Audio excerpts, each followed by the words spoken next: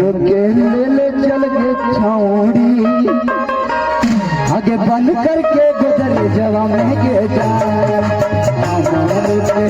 ले चल के छौड़ी बंद करके गुजर जवा में के जा तोरे नमवा लिखो हलिए बात के फलडवा से काल जवा में के जा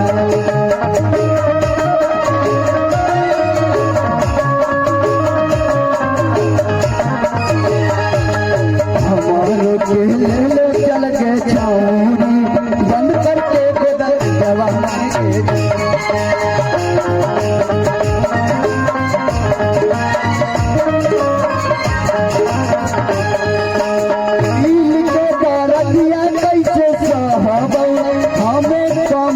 जवान के जा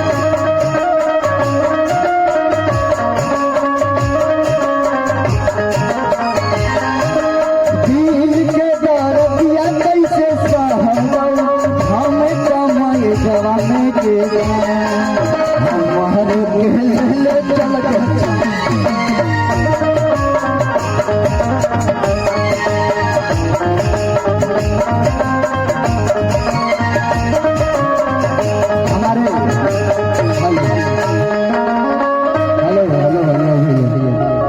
बड़े भैया की तरफ से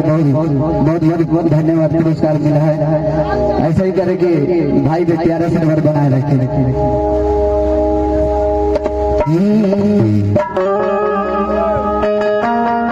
अब